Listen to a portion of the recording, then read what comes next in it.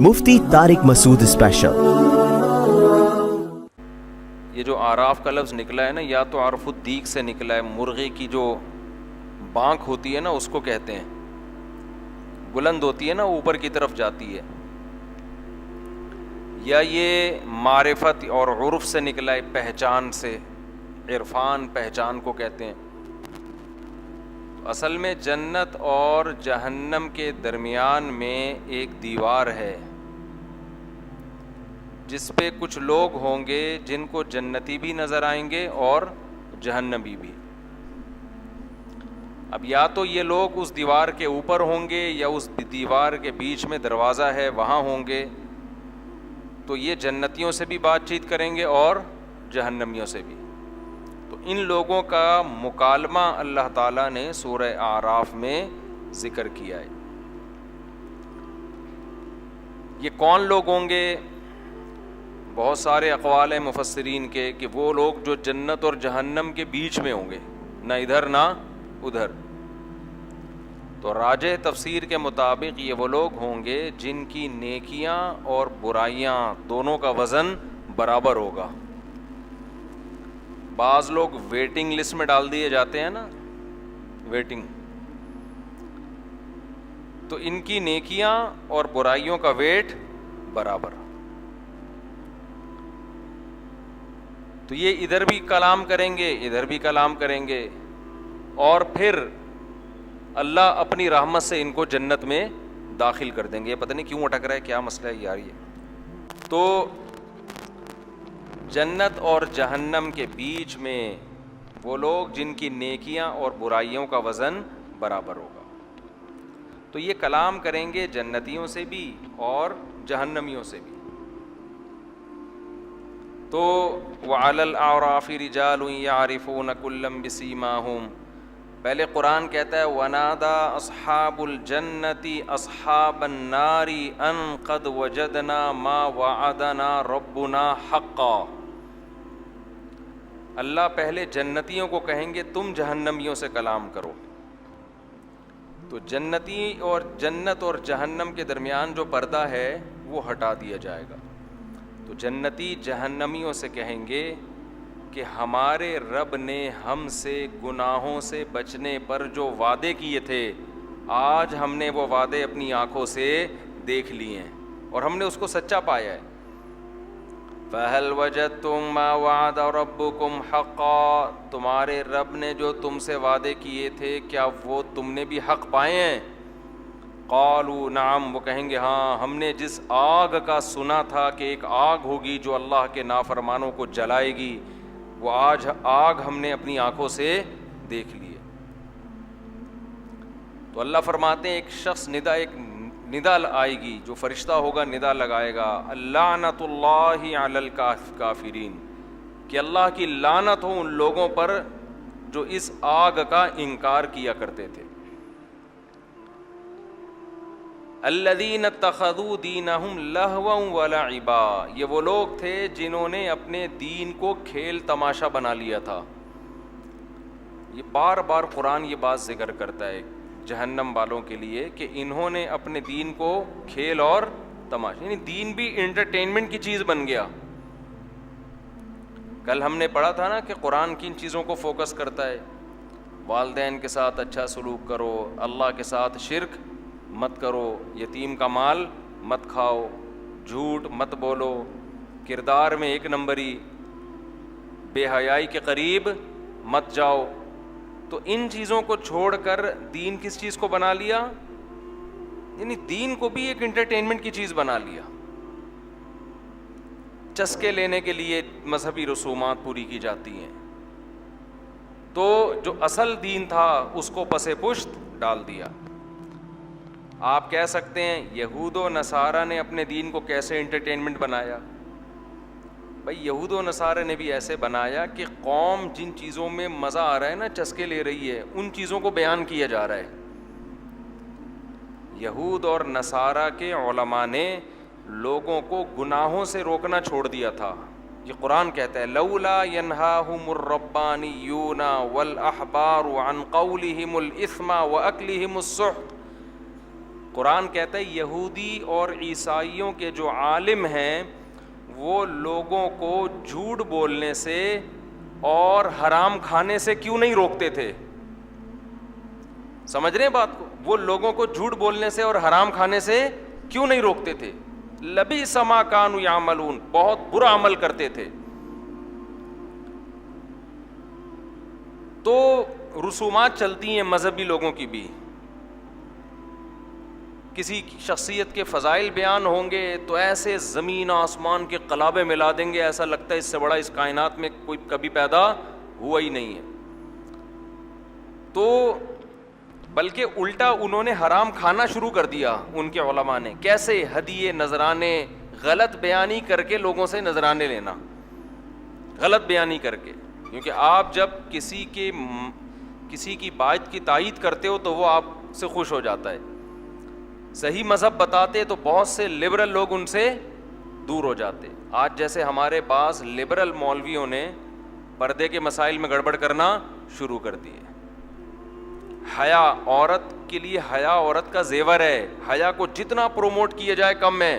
لیکن آپ دیکھ لیں ہمارا لبرل طبقہ حیا کو پروموٹ کرنے کے بجائے اب پردے کے مسائل میں تبدیلیاں کرنا شروع.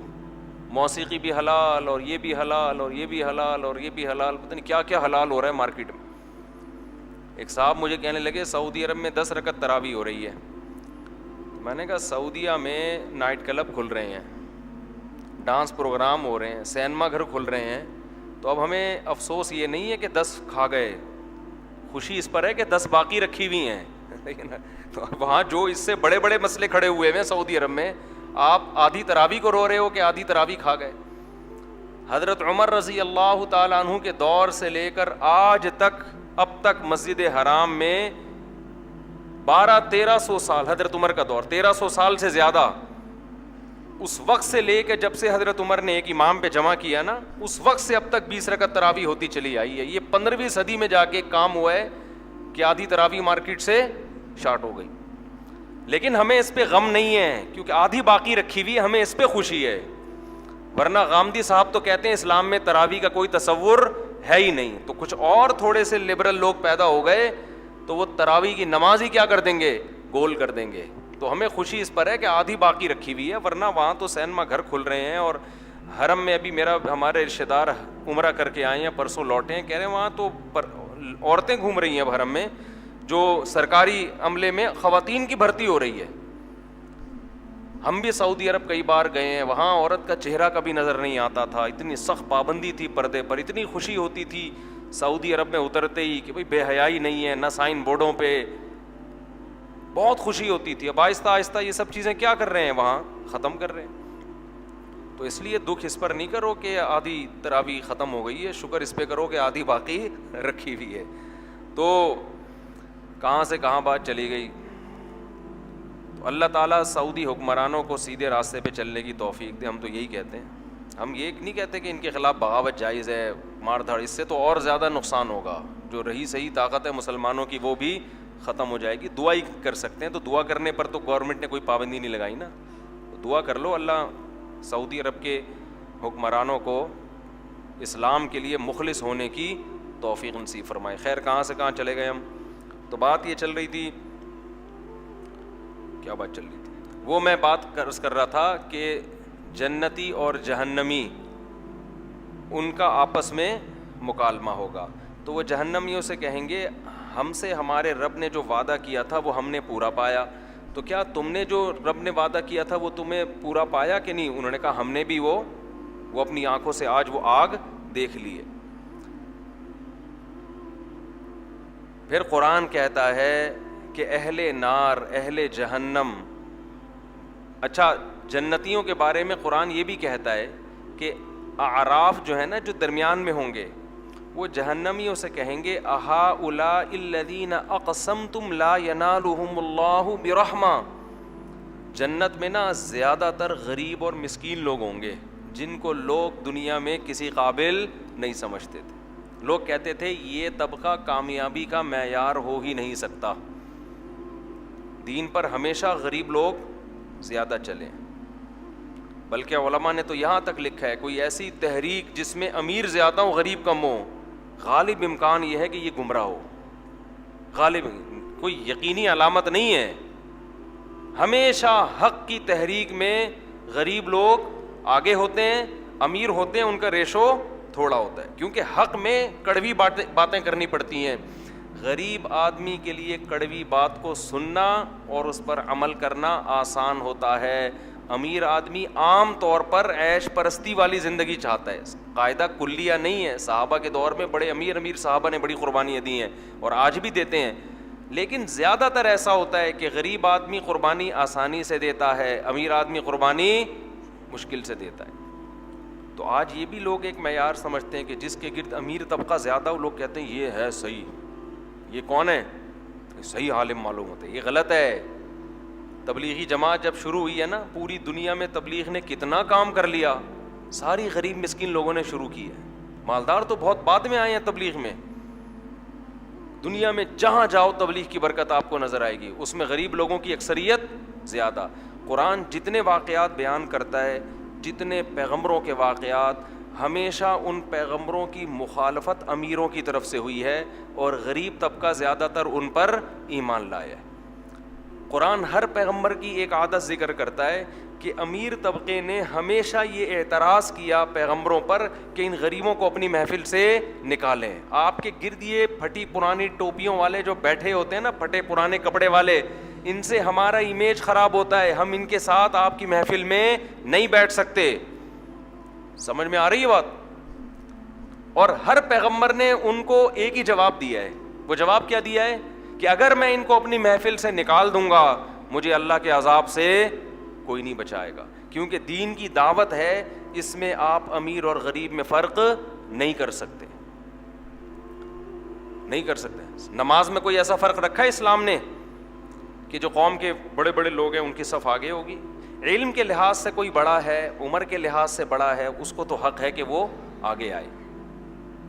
لیکن ویسے کوئی علاقے کے لحاظ سے بڑا ہے، قوم کے لحاظ سے اپنے آپ کو بڑا سمجھتا ہے، پیسہ اس کے پاس زیادہ ہے، لہذا وہ اگلی صف میں ہوگا، غریب پچھلی صف میں، امیروں کے لیے الگ مسجد، غریبوں کے لیے الگ مسجد. ایسا کوئی تصور ہے اسلام میں؟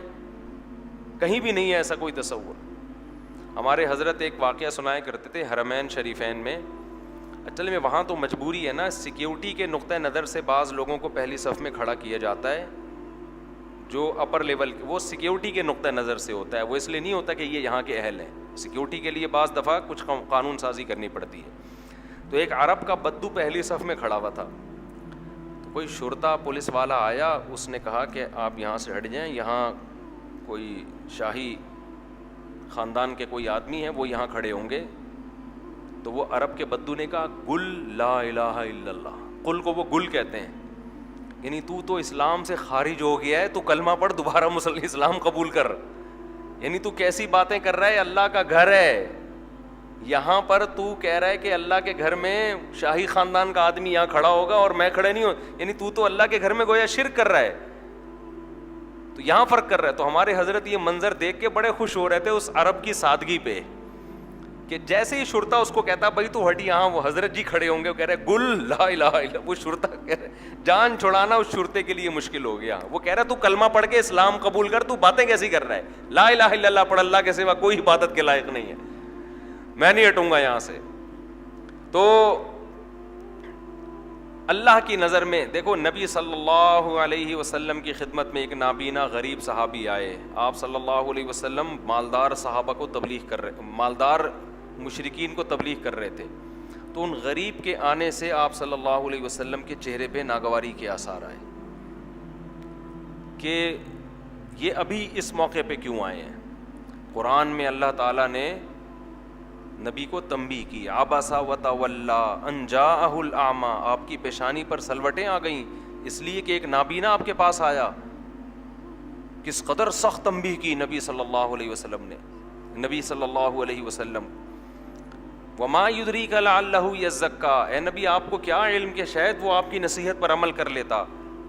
اور جو لوگ مستغنی ہیں، آپ کی بات سننا چاہتے نہیں ہیں، فانت لہ تصدی، آپ ان کی ہدایت کے پیاسے ہیں. یہ جو عرب کے سردار ہیں، یہ تو فرعون متکبر لوگ ہیں، یہ تو بات سننے کو تیار نہیں ہیں. آپ ان کی ہدایت کے پیاسے ہیں, اور جو آپ کی بات سننے کے لیے آ رہا ہے آپ اس سے منہ موڑتے ہیں. اتنی سخت تنبیہ ہوئی ہے کہ آئندہ زندگی میں جب بھی حضرت عبداللہ ابن ام مکتوم نبی کی خدمت میں آتے, آپ استقبال میں کھڑے ہو جاتے اور فرماتے ھذا الذی عاتبنی فیہ ربی, یہ ہے وہ شخص جس کے لیے میرے رب نے مجھے تنبیہ کی ہے, ڈانٹ لگائی ہے میرے رب نے. یہ اتنے مبارک صحابی ہیں.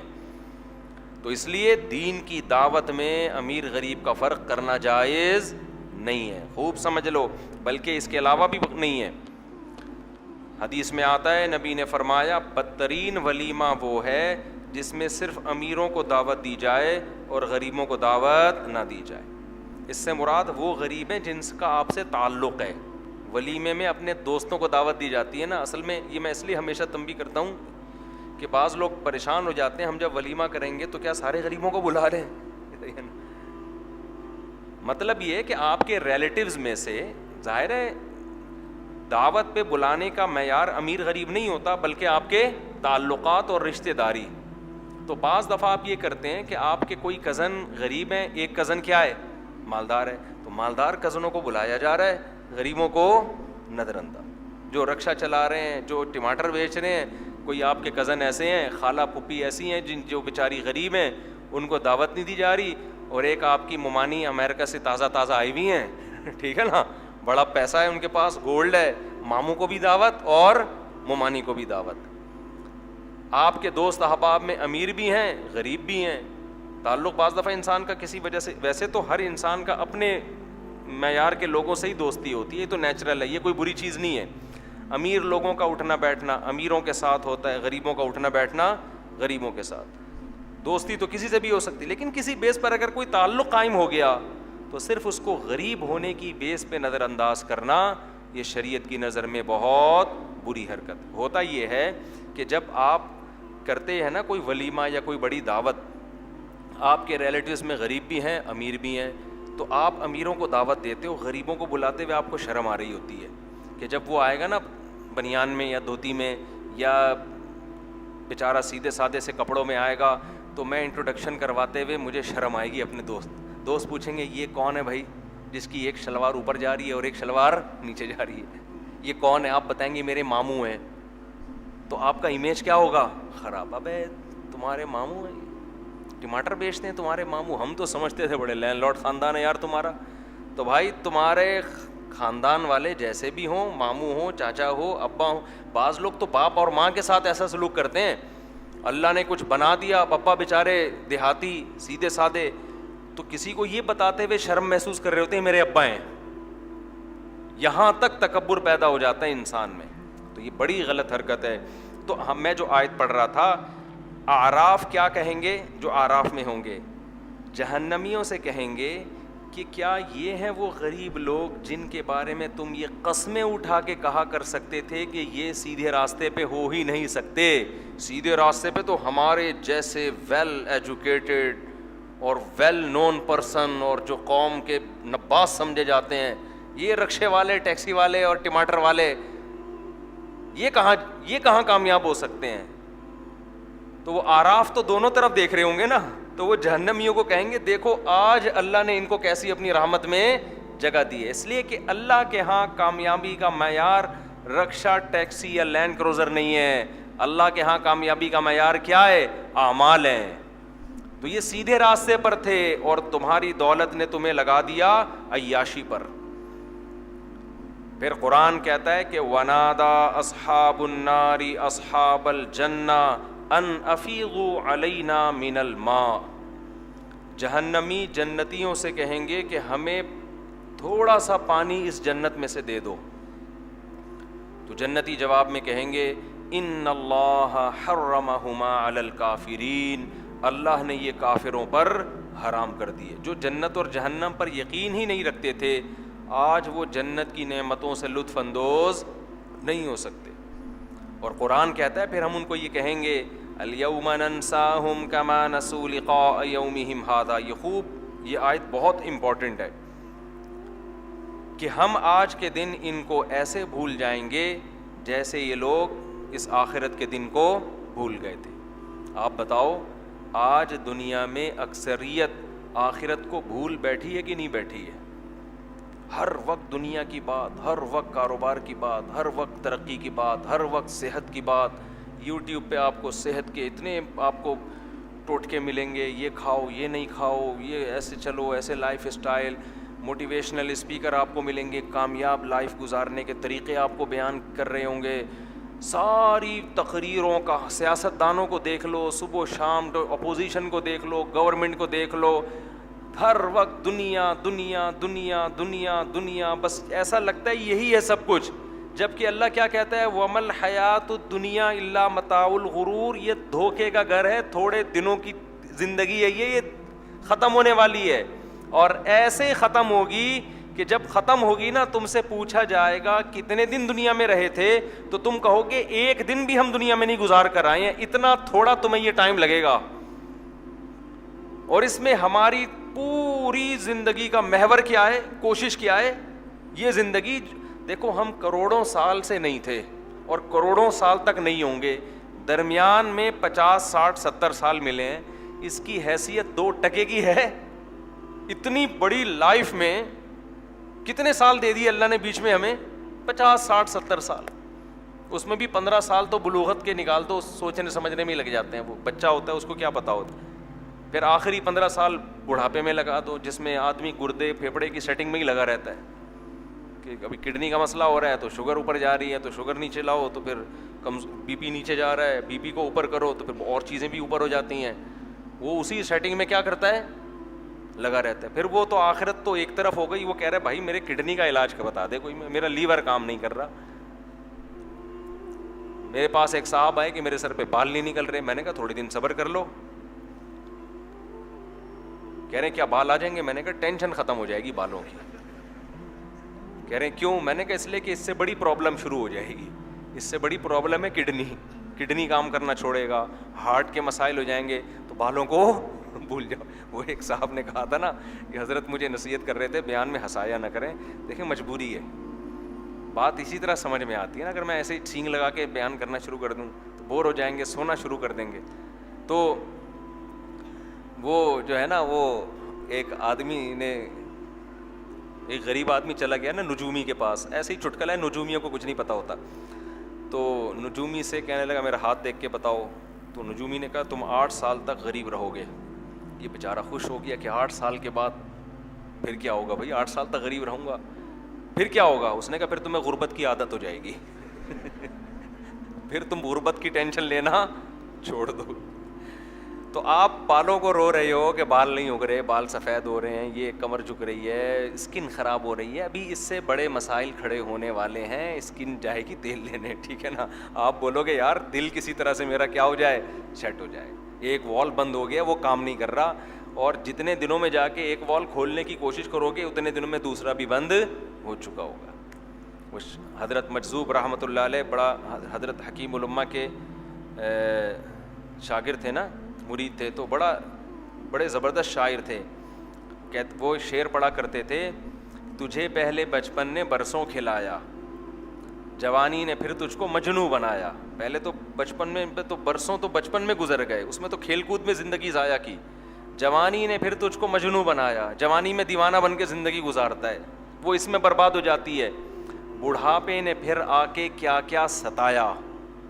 پھر ایک ٹائم آئے گا بڑھاپا، اس میں ایسا ستائے گا نا تجھے، یہ مسئلہ.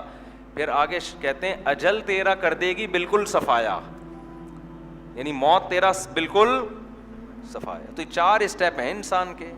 بچپن ہے، اس میں تو ہوش ہی نہیں ہوتا، کھیل کود میں ہی، اس میں تو ماں باپ پال رہے ہوتے ہیں، خود اپنے آپ کو پالتا بھی نہیں ہے. جوانی میں سیٹنگ میں نمبروں کے، اس میں بیلنس ایزی لوڈ 500 روپے 1000 روپے، اور اس سے سیٹنگ، اس سے چکر، اسی ٹینشن میں. ٹینشن تو نہیں، انٹرٹینمنٹ ہے یہ، اس میں ٹائم ضائع کر دیتا ہے. اور پھر بڑھاپا جیسے ہی آنا شروع ہوتا ہے تو وہ ساری سیٹنگیں آہستہ آہستہ ختم. سیٹنگوں کے جذبے ہی ختم ہونا شروع ہو جاتے ہیں، ٹھیک ہے نا. صحت ہی اجازت نہیں دیتی، جذبے ہی ختم ہو جاتے ہیں. تو پھر اپنی صحت کی فکر میں کہ یار جو ہے اس کو، جیسے یہ جو باڈی بلڈر ہوتے ہیں نا، باڈی بلڈر رمضان میں ان کو پتہ ہے کہ ہم ماس گین نہیں کر سکتے، جتنے بھی باڈی بلڈر ہیں, کیونکہ ماس گین کرنے کے لیے پانی پینا پڑتا ہے. آپ صبح سحری میں جتنے بھی بکرے کھا لیں تو اس کے بعد دن بھر پانی نہیں پئیں گے تو وہ ماس نہیں گین ہوتا. تو باڈی بلڈروں کو جو روزے رکھتے ہیں ان کو رمضان میں نصیحت کی جاتی ہے, بھائی اس میں ماس گین تو نہیں ہوگا آپ کا, جتنا ہے اس کو بچانے کے ٹوٹکے ہم آپ کو بتا دیتے ہیں. ایسے ہی ہے نا کہ رمضان میں ہم آپ کو ایسے ٹوٹکے بتاتے ہیں کہ روزہ رکھیں, جتنے ہیں اتنے ہی رہیں, کم نہ ہو, ورنہ رمضان میں اس کا امکان ہوتا ہے کہ جو ہے اس سے بھی جائیں گے آپ. تو بڑھاپا جب شروع ہوتا ہے تو انسان صحت کو بچانے کی فکر میں لگ جائے, اس کو پتا ہے اب مزید پاورفل تو میں بن نہیں سکتا, جو ہے کسی طرح اسی کو مینٹین رکھو, بچ جائے یہ سب, جتنے بال سر پہ رہ گئے ہیں اس کو کسی طرح کیل سے ٹھوک کے جوڑ دوں میں, اندر رہیں گے.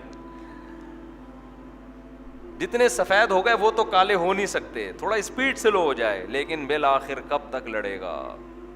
وہ میرا شعر ہے نا, کب تک چھپو گے پیڑوں کی آڑ میں, کبھی تو ملو گے لنڈا بازار میں. بڑے بڑے مالدار لوگ بھی بالآخر لنڈا بازار میں گھومتے ہوئے نظر آتے ہیں, جو وہاں سے پینٹ خرید کے بولتے ہیں ہم نے طارق روڈ سے خریدی ہے, تو پتہ نہیں چلتا. کیونکہ میں نے ایک دفعہ طارق روڈ سے اوریجنل جیکٹ خریدی, لوگ اس کو لنڈا بازار کی کہہ رہے تھے, میں نے کہا پھر آئندہ لنڈے سے ہی خریدیں گے ہم, ٹھیک ہے نا. تو جو ہے نا, تو خیر, تو اجل تیرا کر دے گی بالکل صفایا. تو اس لیے قرآن کیا کہتا ہے, فَالْيَوْمَ نَنْسَاهُمْ كَمَا نَسُوا لِقَاءَ يَوْمِهِمْ هَذَا, انہوں نے اس دن کو بھلا دیا تھا, حالانکہ الحم سے لے کے والناس تک ہم بار بار ان کو آخرت یاد دلا رہے تھے, بار بار. موت کے بعد زندگی ہے, موت کے بعد زندگی ہے, مر کے ختم نہیں ہوتے. افحسبتم انما خلقناکم عبثا, تم سمجھتے ہو ہم نے تم کو بیکار پیدا کر دیا ہے, ایویں ہی پیدا کر دیا, بس کھاؤ پیو موج مستی کرو مر کے ختم. نا نا نا نا نا, ذالک ظن الذین کفروا, یہ ان لوگوں کا گمان ہے جو ہمارا انکار کرتے ہیں. ہمارے ماننے والے ہم پر ایسی تہمت نہیں لگا سکتے. اتنا اللہ نے آخرت کا, جنت کا, جہنم کا, حشر کا اتنا تذکرہ کیا ہے, تو قرآن کہتا ہے کہ تمہیں تو ان جہنمیوں کی باتیں سن کے ترس آ رہا ہوگا. جب جہنمی کہیں گے نا جنتیوں سے کہ ہمیں تھوڑا سا پانی پلا دو, اور جنتی کہیں گے ہم نہیں پلا سکتے کیونکہ اللہ نے ہمیں اس کی اجازت نہیں دی ہے, حرام کر دی ہے تم پر جنت کی نعمتوں کو. تو اللہ کہتے ہیں تمہیں ان جہنمیوں پہ ترس آ رہا ہوگا کہ بیچاروں کی کیا حالت, لیکن ہمیں ترس نہیں آئے گا. کیوں؟ ہم نے دنیا میں بار بار یاد دلایا تھا کہ آخرت کی تیاری کرو, لیکن انہوں نے دنیا میں ہر چیز کو یاد رکھا, لیکن آخرت کو یہ لوگ بھول گئے. تو اس لیے میرے بھائی بار بار بار بار موت کو اور آخرت کو سوچا کرو. ہم بہت کم سوچتے ہیں اس بارے میں, صبح دوپہر شام رات, اٹھتے بیٹھتے کھاتے پیتے ہر وقت سوچا کرو, ہر وقت مرنا ہے. بچوں کو پیدا ہوئے ہیں, زندہ رہنے کے لیے پیدا نہیں ہوئے ہیں. کہیں میت ہوتی ہے تو بتایا کرو گھر میں, بیٹا ہم نے بھی مرنا ہے. موت کی نفرت دل سے نکالو. آج تو موت کی وحشت ایسی ہے, کسی محفل میں مرنے کی باتیں شروع کر دو, لوگ کہتے ہیں بھائی کوئی اور بات کر لے یار, ہیں کوئی اور بات کر. کیوں؟ عمل سے جان چھڑانی ہے. اور جو آخرت کی تیاری کرتا ہے اس کو موت کے تذکرے میں مزہ آتا ہے. وہ کہتا ہے یار ہم تو ہیں ہی مرنے کے لیے. ہمارے شیخ حضرت مفتی رشید احمد صاحب رحمہ اللہ تعالیٰ کے سامنے جب موت کا تذکرہ آتا اتنے خوش ہوتے, اتنے خوش ہو جاتے, ایک چہرے پہ نا گلابی چہرہ ہو جاتا تھا ان کا خوشی سے, اور کہتے تھے ان قریب اس دار فانی سے ہم جانے والے ہیں. اور ایسا دنیا کو مسافر خانہ سمجھتے تھے کہ اپنے گھر کو اپنا گھر کبھی کہا ہی نہیں حضرت نے. سعودی عرب سے حج کر کے یا عمرہ ہر سال کرتے تھے, تو ایک دفعہ آئے, کراچی میں گھر تھا ناظم آباد میں, تو حضرت کے میزبان نے فون کر کے پوچھا کہ آپ اپنے گھر پہنچ گئے. میزبان لوگ پوچھتے ہیں نا بھائی پہنچ گئے, تو حضرت نے فرمایا میں ناظم آباد کے مسافر خانے میں ہوں. میں کہاں آج کل میرا اسٹے ہے؟ میرا اسٹے آج کل ہے ناظم آباد کے ایک مسافر سرائے نہیں ہوتے, مسافر خانہ ہے, وہاں پر ہے. انہوں نے کہا شاید کوئی وجہ ہو گئی ہوگی, گھر میں ریپیئرنگ ہو رہی ہوگی یا کوئی مسئلہ ہوگا تو مسافر خانے میں ٹھہرے ہوئے ہیں. ہوٹل کو مسافر خانہ ہی کہتے ہیں نا. پھر 2 دن بعد اس نے فون کیا, حضرت گھر پہنچ گئے؟ حضرت نے فرمایا ناظم آباد کے مسافر خانے. تو 2-3 دفعہ جب ایسا, اس نے کہا حضرت گھر کیوں نہیں جا رہے آپ اپنے, ٹھیک ہے نا, ایسی کیا پرابلم ہے گھر نہیں جا رہے آپ؟ حضرت فرمایا گھر ور دنیا میں کسی کا نہیں ہوتا, جو بھی ہوتا ہے مسافر خانہ ہی ہوتا ہے. یہاں سے ہم نے کیا کرنا ہے, نکلنا ہے. اور آج واقعی وہ دنیا میں نہیں ہے, چلے گئے. جس دن حضرت کا انتقال ہوا تو میں حضرت کی یہ بات سوچتا تھا کہ یار حضرت بار بار کہتے تھے یہ میرا گھر نہیں ہے بلکہ یہ مسافر خانہ ہے جہاں تھوڑے دن کے لیے اسٹے کیا ہوا ہے, تھوڑے دن میں ہم یہاں سے چلے جائیں گے, ہمارا گھر تو قبر ہے. تو جب حضرت کا جنازہ پڑا ہوا تھا نا اور میت حضرت کے گھر سے نکل رہی تھی تو میں کہتا تھا واقعی آپ صحیح کہا کرتے تھے, یہ تو ہم بے وقوف تھے جو ایسی باتوں کو سمجھتے نہیں تھے. تو بھائی گھر ور کسی کا بھی نہیں ہے, یہ دیواریں اینٹوں سے دل بالکل بھی نہ لگاؤ, یہ بے وقوفوں والی باتیں, پاگلوں والی, جن کے اوپر کوئی ٹیکنیکل فالٹ ہوتا ہے نا وہ ان اینٹوں اور دیواروں کو سمجھتے ہیں کس کا ہے, میرا ہے, میرا بے وقوفوں والی باتیں ہیں. جنہوں نے بڑے بڑے بلڈروں نے بنایا ان کا نہیں ہے, بحریہ ٹاؤن والے کا بحریہ نہیں ہے, تمہارا کہاں سے ہو گیا؟ بحریہ ٹاؤن والا بھی تھوڑے دنوں میں مرے گا, میت اٹھے گی, قبر میں ڈال ڈھول کے آ جائیں گے, پھر وارثین میں کیس چلے گا, کس کا ہے؟ جس نے بنایا اس کا تو بہرحال نہیں ہے, وارثین کا ہوگا, پھر وہ وارثین ایک ایک کر کے دنیا سے جائیں گے, ان کی نسلیں آئیں گی. تو جو بنانے والا ہے, بلڈر ہے, اس کا نہیں ہے, تو میں اور آپ ایک پلاٹ خرید کے کہیں گے میرا ہے, یہ کیسے بیوقوفی کی بات ہے یا نہیں؟ جو جس کا پورا ٹھیلا ہے وہ کہہ رہے میرا نہیں ہے, اور آپ وہاں سے ایک بیر اٹھا کے کہہ رہے ہو کس کا ہے, میرا ہے. تو یہ حماقت کی باتیں, ان کو میرے بھائی چھوڑ دینا چاہیے. جب بولے نا یہ گھر میرا ہے تو دل میں سوچ لیا کریں کہ اللہ اوپر اوپر سے کہہ رہا ہوں, اے اللہ, کیونکہ اگر میں یہ بولوں گا کہ میرا نہیں ہے تو قبضہ نہ کر لے کہیں کوئی, اچھا تو نے تیرا نہیں, اوپر اوپر سے کہہ رہا ہوں میرا ہے اللہ, ورنہ مجھے پتا ہے میرا اس دنیا میں یہ کپڑے میرے نہیں ہیں, یہ کپڑے میرے نہیں ہیں.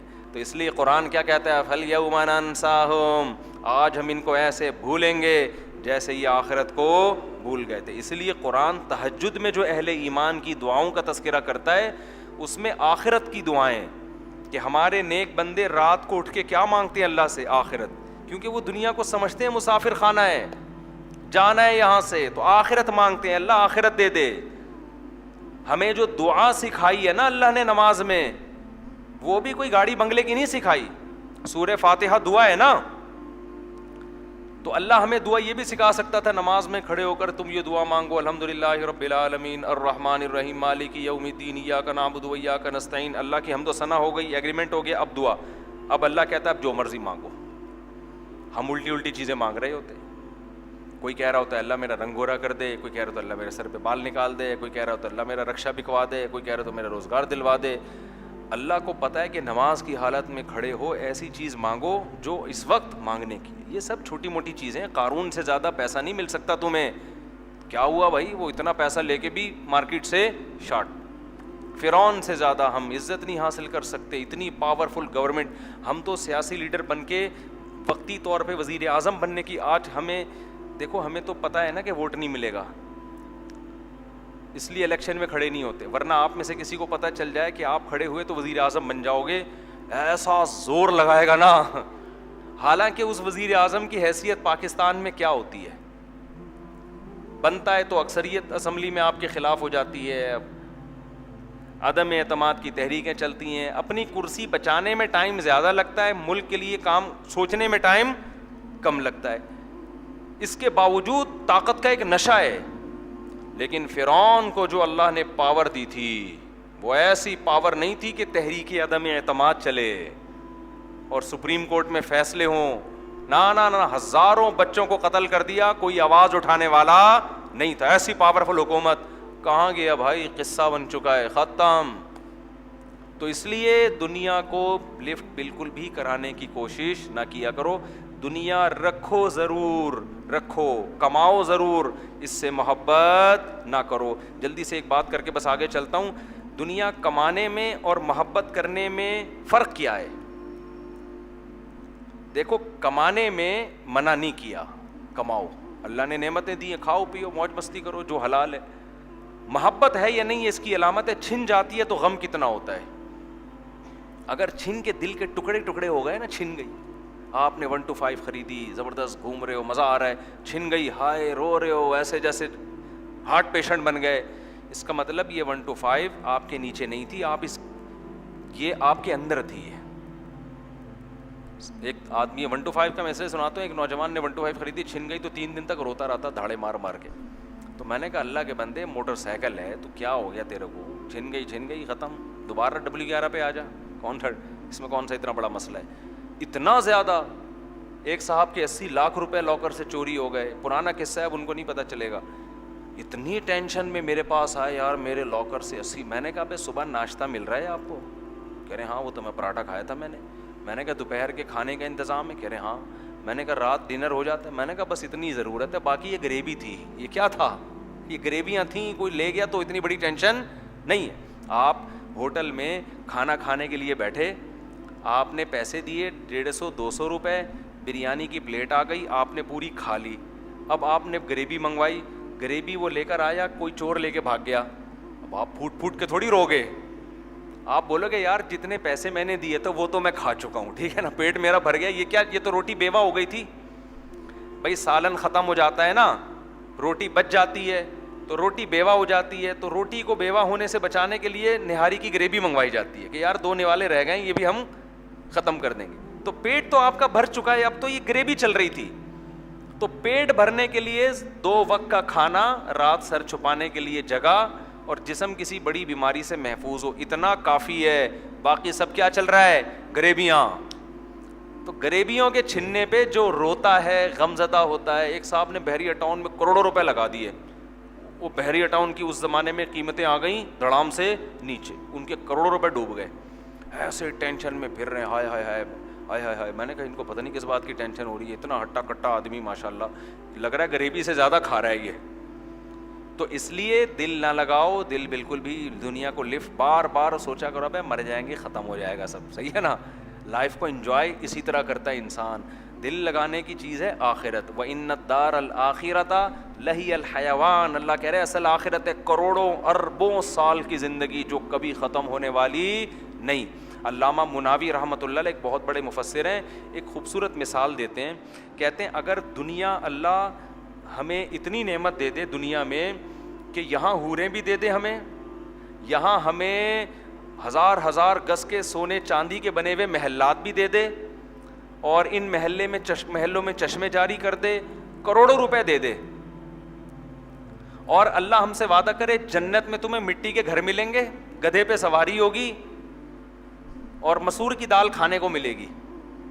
ان کی بات کو میں اپنے الفاظ میں, انہوں نے مسور کی دال وغیرہ بیان نہیں کیا, کہیں کو کیا مناوی تفسیر مناوی میں حوالہ دکھاؤ, ٹھیک ہے. یہ ان کی بات کو میں سمجھانے کے لیے اپنے اسٹائل میں بیان کر رہا ہوں کہ دنیا میں آپ کو جتنی بھی عیاشی مل جائے, اور جنت میں آپ کو مٹی کا گھر مل رہا ہے, گدھے کی سواری مل رہی ہے, کھانے کے لیے روکھی سوکھی, انہوں نے فرمایا کہ پھر بھی عقل مند آدمی جنت کو اس دنیا پر ترجیح دے گا. کیوں؟ یہاں کے سونے کے محلات بھی ختم ہو جائیں گے تھوڑے دنوں میں. جوانی بڑھاپے میں تبدیل, کتنا ہی مالدار ہو بڑھاپے کو بریک لگا سکتا ہے. اصل میں ابھی جوان لوگ بیٹھے ہوئے ہو نا, بڑھاپا سمجھ میں آ نہیں رہا آپ کے, جب آئے گا نا پھر کہو گے یار یہ تو صحیح کہہ رہے تھے مولوی صاحب. کتنا ہی صحت بنا لو, روزانہ جم جاؤ, روزانہ بکرے پھوڑو, روزانہ کولیسٹرول لیول چیک کرو, روزانہ اپنی شوگر ٹیسٹ کرو, کسی کا باپ بھی آپ کو بوڑھا ہونے سے نہیں روک سکتا. آج تک اس کائنات میں کوئی ایسا پیدا ہوا ہی نہیں ہے. اتنی بڑی حقیقت ہے بڑھاپا, ایج فیکٹر جسے کہتے ہیں. تو ایج کی ایک حقیقت ہے, بڑھاپا آئے گا, اور پھر اس کے بعد بڑھاپا کو بھی انسان غنیمت سمجھے گا کہ مرا نہیں ہوں, زندہ ہوں. بالآخر ایک دن جنازے کا اعلان ہوگا. آج وہ مسجدوں سے اعلان ہوتا ہے نا, حضرات ایک اعلان سماعت فرمائیے, آج فلانا صاحب طویل علالت کے بعد اس دنیا سے تشریف لے گئے. 2-4 دن تک لوگ روئیں گے دھوئیں گے, ہائے ہائے ہائے. وہ بھی بڑے اچھا بیان کیا کرتے تھے, شادیوں کی باتیں بہت اچھی کیا کرتے تھے, گنجے کے سر پہ بال کی باتیں کیا کرتے تھے, لیکن بالآخر آج وہ اس دنیا میں موجود نہیں. 2-4 دن تک رونا دھونا ہوگا, اس کے بعد کسی نے کسی کو یاد نہیں کرنا. لوگ اپنے باپ کو بھول جاتے ہیں, بھولتے ہیں کہ نہیں بھولتے؟ سب سے قریبی رشتہ تو ماں اور باپ کا ہوتا ہے نا, کتنے دن یاد رکھتا ہے انسان ان کو. تو ہم اور آپ کو کون یاد رکھے گا میرے بھائی؟ نہ انسانوں سے دل لگاؤ, اور یہ جو وہ کیا ہے, both are made for each other جو ہے نا, ٹوپی ڈرامے چھوڑ دو. جب کوئی لڑکی بولا کرے نا both are made for each other, یا لڑکی کو کوئی لڑکا بولے میں تمہارے لیے بناؤں, تو اس کو بولے ٹھیک ہے جس دن میں مروں گا نا تو بھی مر جانا میرے ساتھ, قبر میں آ جانا. آپ سے کتنی محبت کرتی ہو, جب آپ مرو گے تھوڑے دنوں میں روئے گی دھوئے گی, اس کے بعد بھول بھلائیاں. ورنہ ساری بیوہ عورتیں اپنے شوہر کے ساتھ مرتی, بیوہ ہوتی 10-10 سال بیوہ رہتی ہیں, ٹھیک ہے نا. شوہر کے مرنے کے 20-20 سال تک میں نے بیوہ عورتوں کو زندہ دیکھا ہے, میاں لیس زندگی گزار رہی ہوتی ہیں, تبھی تو 20 سال زندہ رہتی ہیں کہ میاں کی ٹینشن ختم, ورنہ اتنی ٹینشن اگر لیتی. ہمارے گھر میں ایک چوزا ہے, لنگڑا ہے نا وہ, ہم ریوو میں ڈال کے اس کو ڈاکٹر کے پاس لے کر گئے چوزے کو. اچھا لوگ دیکھ رہے ہیں مفتی طارق مسعود صاحب جا رہے ہیں, گارڈ بیٹھے ہوئے ہیں, ادھر لوگ ہیں, پتہ نہیں یہ پروٹوکول نکلے گا کیا اندر سے, نا کوئی بم نکلے گا. چوزا نکلا اندر سے, لنگڑا وہ بھی اتنا سا نا, انکیوبیٹر میں نکلا ہے. ڈاکٹر صاحب نے 500 روپے لے لیے اس چوزے کے علاج کے, 500 روپے لے لیے, علاج پھر بھی نہیں ہوا. تو خیر مجھے ان ڈاکٹر سے تو شکایت نہیں ہے, لیکن مجھے چوزے سے شکایت ہے کہ یار تو 500 میں تو تیرے جیسے 10 آ جائیں. تو میں نے کہا اب یہ لنگڑا ہی ٹھیک ہے, اس کا علاج نہیں کرائیں گے. تو کیا بات کر رہا تھا جو اصل, تو کسی نے مجھے کہا کہ یار اس کو تکلیف ہو رہی ہے. میں نے کہا اگر تکلیف ہوتی تو مر چکا ہوتا اب تک. جانور اتنی تکلیف نہیں, اب وہ ایسا ہی ہو گیا اس کا پاؤں, تکلیف نہیں ہے.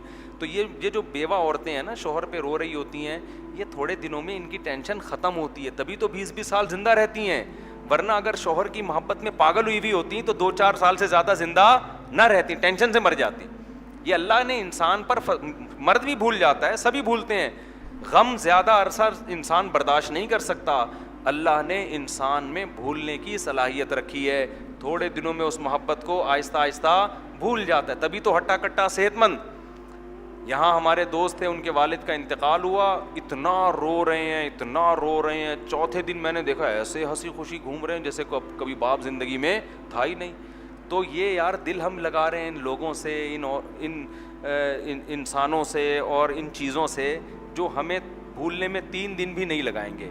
تو اگر دوستی کرنی ہے کس کے لیے؟ اللہ کے لیے. دشمنی کرنی ہے کس کے لیے؟ اللہ کے لیے. بیوی سے محبت کرو کس کے لیے؟ اللہ کے لیے. اس محبت کا اللہ صلہ دے گا آپ کو. جو محبت اللہ کے لیے ہوگی وہ محفوظ رہے گی, اور جو محبت اللہ کے لیے نہیں ہے یہ سارے رشتے اس دنیا میں ٹوٹ جائیں گے. تبھی تو نبی نے فرمایا 7 آدمی تو اللہ کے عرش کے سائے میں ہوں گے, ان میں ایک وہ جو صرف اور صرف اللہ کے لیے آپس میں محبت کیا کرتے تھے. صرف کس کے لیے کیا کرتے تھے؟ اللہ کے لیے. بھائی بہنوں سے ملو کس کے لیے؟ اللہ کے لیے, کہ اللہ نے رشتے جوڑنے کا حکم دیا ہے. تو تمام رشتے ختم ہیں, صرف وہ رشتہ جس کی بیس اللہ ہو, وہ رشتہ دنیا میں بھی باقی رہتا ہے اور آخرت میں بھی باقی رہتا ہے.